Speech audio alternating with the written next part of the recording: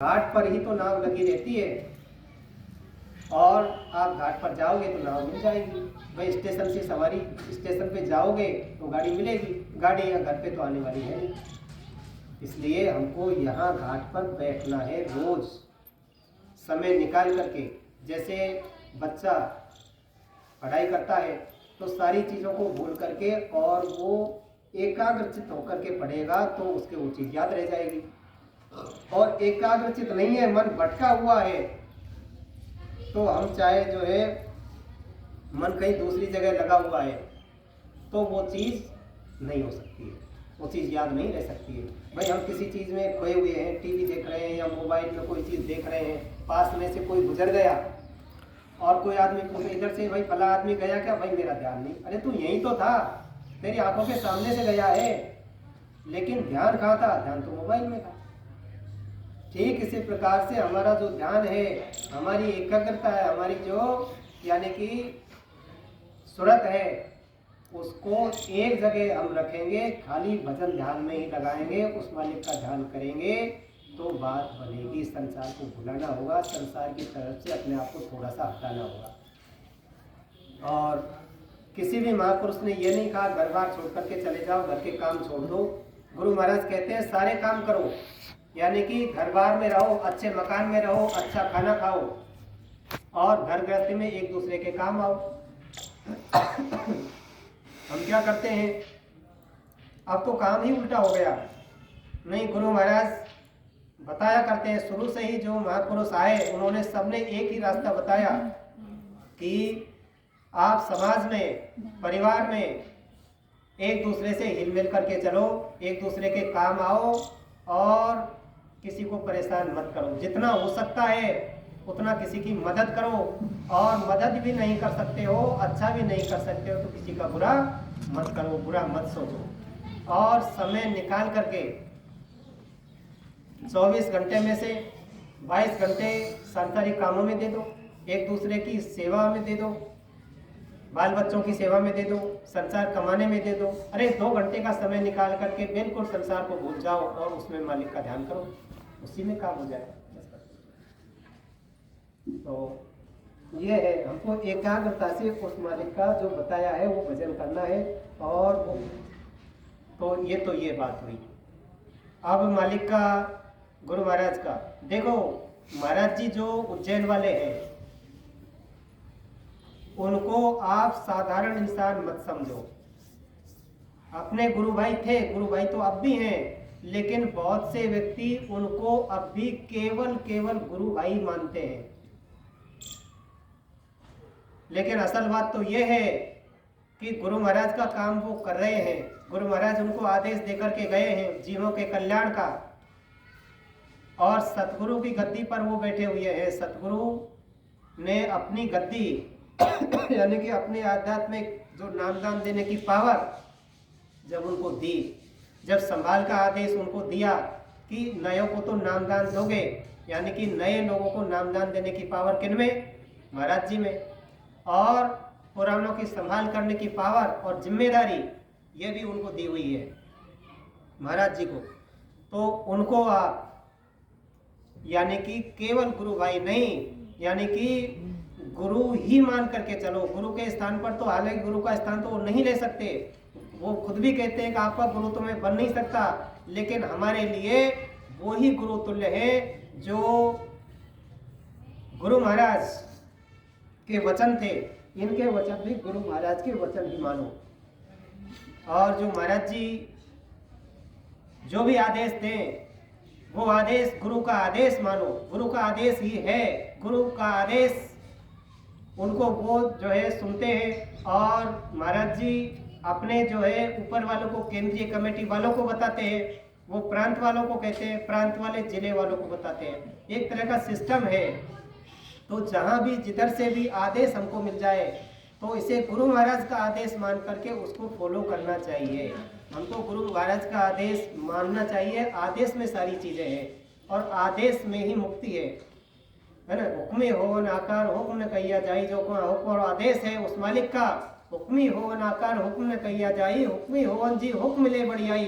बड़े ऊंचे भाग्य है मनुष्य प्राणी के कि उनको हुक्म और आदेश मिले। आदेश मिल गया, हुक्म मिल गया तो दया मिल गई। आदेश में ही दया समाहित होती है। तो देखो इस समय आदेश इस प्रकार का है कि गुरु महाराज ने मंदिर बनाया था अपने गुरु की याद में मथुरा में। तो उस समय कहा जाता था कि देखो जीते जागते देवता यहाँ मंदिर से बरकत बांट रहे हैं। नाम तो दादा गुरु जी का था, दादा गुरु जी की स्मृति में बनाया गया था, उनका चिन्ह था, उनकी स्मृति में लिए। लेकिन जीते जागते देवता कौन थे? गुरु महाराज जीते जागते थे। और अब जीते जागते देवता कौन है? महाराज जी। स्पष्ट है, सबके सामने है, उनके आदेश में उनका काम कर रहे हैं। जीते जागते कौन है? महाराज जी। अब जहां भी रहेंगे, जिधर भी रहेंगे, वही गुरु दरबार है और वही आश्रम है, वही मंदिर है। तो गुरु जहां भी रहते हैं, बड़े डॉक्टर भाई जैसे हॉस्पिटल है और हॉस्पिटल में से डॉक्टर जाकर के पेड़ के नीचे बैठ गए और हमको दवा लेनी है, तो हमको हॉस्पिटल में इंतजार करना चाहिए, पेड़ के नीचे चला जाना चाहिए। हम यदि वहाँ बैठे रहे और डॉक्टर यदि जाकर के पेड़ के नीचे बैठे हुए हैं, वहाँ से दवा दे रहे हैं, तो हमको जहाँ बैठे हुए हैं वहाँ जाना पड़ेगा, उनको दिखाना पड़ेगा, चेकअप करना पड़ेगा और तब जा कर के वो दवा लिखेंगे तो हमारे फ़ायदा होगा। हॉस्पिटल में बैठ करके और आ जाए हम हाजिरी दे करके, तो क्या फ़ायदा हो जाएगा? क्या हमारी बीमारी ठीक हो जाएगी? क्या हॉस्पिटल में मत्था टेक दे और वहाँ जा करके उसकी जो है वहाँ हम परिक्रमा करके आ जाएं हॉस्पिटल की, तो हमारी जो है बीमारी चली जाएगी? क्या नहीं जाएगी। केवल और केवल तब जाएगी जब डॉक्टर हमारी नब्ज देखेंगे और दवा लिखेंगे। तो जीते जागते देवता का, वक्त के महापुरुष का महत्व होता है, उसका महत्व होता है, उसकी महिमा होती है। वो मालिक जो इस समय है वो उनके प्रतिनिधि हैं परमात्मा के, उस प्रभु के भेजे हुए, और उनको परमात्मा नहीं तो परमात्मा से कम भी नहीं आंक सकते। वो जीते जागते परमात्मा हमारे सामने हमारे रूप में हमारी भाषा समझते, हमारी भाषा समझा सकते हैं। तो उनके पास में उनके आदेश को मान करके समय की सेवा हमको कर लेनी चाहिए। और सेवा के लिए बताया है तन की, मन की, धन की। तन की सेवा सर्वोपरि सेवा, इसमें समय अपने आप को देना है। तो इस समय द्वार खोल दिया गया है, जो भी तन की सेवा करना चाहे वो, यानी कि इस समय बावल में यानी कि गुरु महाराज का मंदिर बन रहा है और मंदिर में एक प्रकार की दया सेवा करने से तो संकल्प करके कोई भी भाई जा करके वहाँ तन की सेवा दे सकते हैं। विशेषकर तो उन लोगों का है जो आईटी से संबंधित है और जो मिस्त्री हैं, राजमिस्त्री हैं, जो पत्थर का काम जानते हैं, बिजली का काम जानते हैं, लकड़ी का काम जो जानते हैं, उन सब की सेवा यानी कि वहाँ लग रही है। साधारण आदमी जो काम नहीं जानता तो वो किसी के अंडर में रहकर के वहाँ सेवा कर सकता है। तो जिस किसी के भाई कि ये हो कि भाई समय निकाल करके मैं वहाँ जा सकता हूँ तो वो भी जा सकता है। तन की सेवा और मन की सेवा। मन की सेवा क्या? ये साधन है, भजन है, ध्यान है ना, ये मन की सेवा। और मन को गुरु में लगाना, ये मन की सेवा होगी। जब यानी कि तन की सेवा होगी, धन की सेवा होगी। धन क्या होता है? पैसा क्या होता है? जो मेहनत और ईमानदारी से कमाया हुआ पैसा। भाई हम जैसे बहुत से हैं, समय नहीं दे पाते हैं, तन के लिए समय नहीं है, सेवा इतनी नहीं कर पाते हैं, तो वो मेहनत करके जो धन अर्जित करते हैं उसमें भी उसका यानी कि लगाव लगा रहता है, भाव छुपा रहता है। धन को यदि वो दे देते हैं अच्छे काम में तो वो भी सेवा मानी जाती है। दूसरे नंबर की सेवा धन की सेवा। तन की सेवा और धन की सेवा यदि हम दोनों करेंगे तो हमारा मन की सेवा भी होगी, नहीं तो मन रुकेगा ही नहीं। मन तब रुकेगा जब इन दोनों सेवा में हम समय देंगे, पैसा लगाएंगे। ठीक है, तो सेवा करेंगे तो उसके बाद में आगे रास्ता खुलेगा। तो वर्तमान में दया और मौज इस प्रकार की हो गई है कि वहाँ अच्छा, अब उसमें संकल्प सेवा चल रही है इस समय। संकल्प का मतलब है एक पर्चा होता है, उसको भरवाया जाता है आपने सुना होगा, देखा होगा, कोई भी अनुष्ठान पंडित करवाता है तो सबसे पहले संकल्प करवाता है। हाथ में लेकर के संकल्प बोलो भाई, 1 रुपया डालो इसमें, संकल्प बोलो, फिर संकल्प बोलते हैं और संकल्प के बाद में फिर कहते हैं अब काम चालू करेंगे। किसी भी समय देख लेना, सबसे पहले संकल्प हुआ करता है और संकल्प के अनुसार वो काम होता है। तो अब संकल्प सेवा का गुरु महाराज ने आदेश कर दिया है, महाराज जी ने, कि आप गुरु महाराज के मंदिर के लिए संकल्प सेवा लिखवा सकते हैं। अब उसमें क्या है, केवल नामदानियों के लिए आदेश है। जिन्होंने नामदान नहीं ले रखा उनके लिए कुछ नहीं भरना, जब नामदान ले लेंगे उसके बाद सोचा जाएगा। तो जो नामदानी है उनको सबको, प्रत्येक व्यक्ति को संकल्प पत्र भरना है। जिसने नहीं भरा वो भर सकता है, और जिसने ये मन में पछतावा हो भाई हमने भर तो दिया लेकिन हमने कम भरा, तो वो दूसरा भर सकता है, उसमें ज़्यादा भर सकता है।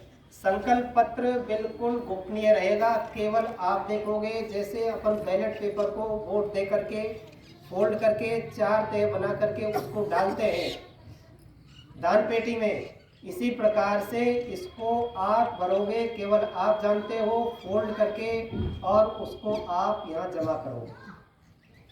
दूसरी चीज़ यह है कि उसका कहीं भी लेखा जोखा नहीं होगा। जो संकल्प आपने राशि लिखी है उसमें संकल्प पत्र में भरी है, उसको आप अपने हिसाब से 1 बार में, 2 बार में, 3 बार में, जब भी आदेश होगा तब देनी है, अब नहीं देनी। अब तो केवल भरना है। एक तो संकल्प राशि होगी और दूसरा है मासिक संकल्प। मासिक का मतलब होता है महीने की महीने आप कितने दोगे, वो संकल्प होता है। और ये जो राशि है इसको एक में करना है। जैसे आपने पहले की परिपाटी चली आई है, कन्यादान लिखवाते हैं तो 101, 501, 1001, 10,001, है ना, 2101, तो 1 लास्ट में जरूर आना चाहिए, 1 रुपया।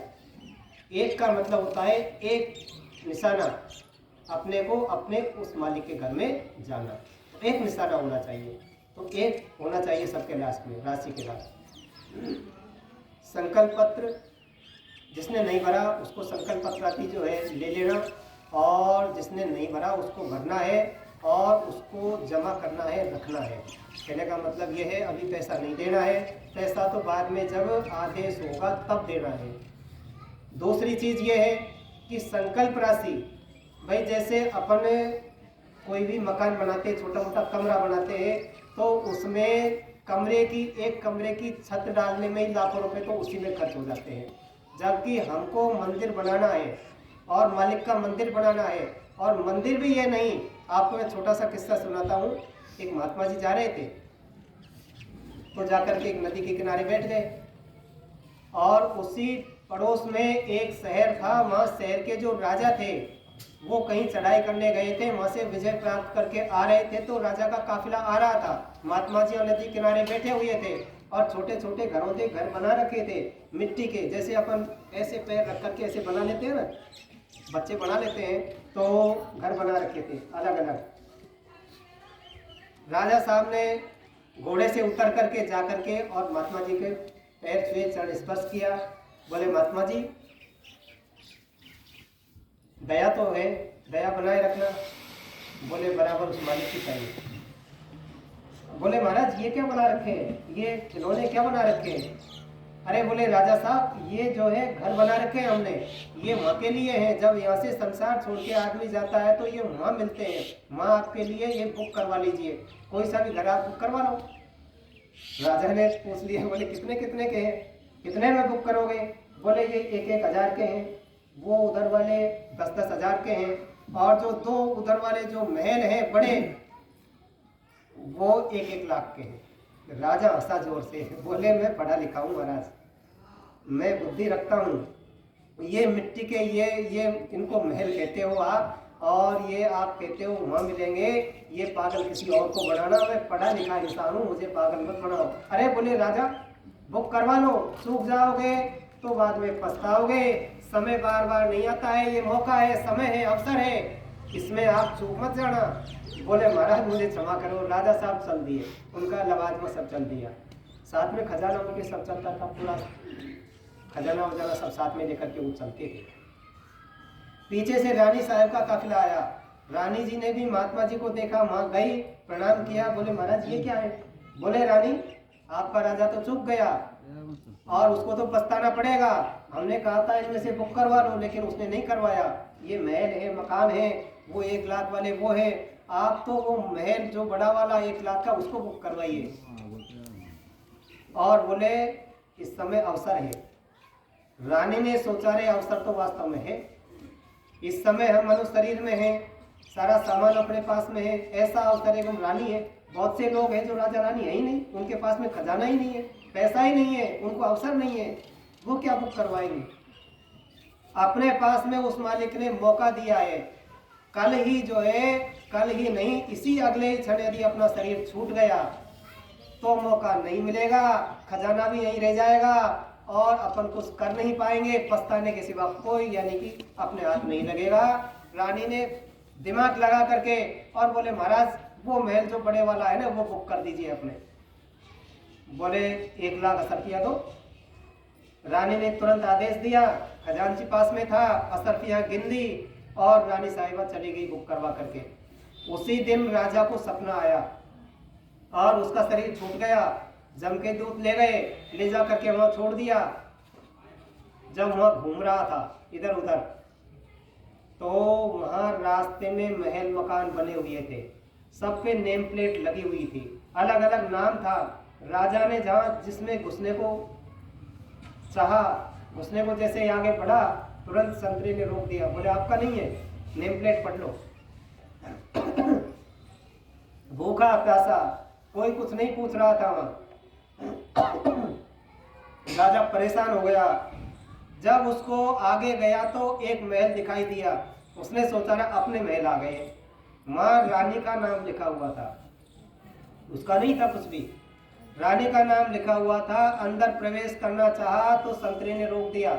बोले मेरी रानी का महल है। बोले आपकी रानी का है तो रानी के लिए, आपके लिए नहीं है। ये राजा रानी मृत्युलोक में होते हैं, यहाँ नहीं। यहाँ तो जिसका है वही काम में ले सकता है। तो महाराज आप जो है इसमें अंदर नहीं जा सकते। और वहां से झटका धक्का मारा तो उसकी नींद खुल गई। नींद खुली तो हड़बड़ा करके रानी साहिबा को सपना बताया। बोले महारानी मुझे ऐसा सपना आया कि वहां महल में तुम्हारा नाम लिखा हुआ है, मेरा नहीं है। बोले महाराज जब तो महात्मा जी का सपना, महात्मा जी की बात एकदम सही। बोले क्या? बोले हाँ मैंने कल ही तो बुक करवाया है, कल मैंने बुक तो बोले क्या आपने बुक करवा लिया, आप पैसा दे करके आई? बोले हाँ 1 लाख में ये महल बुक करवाया था।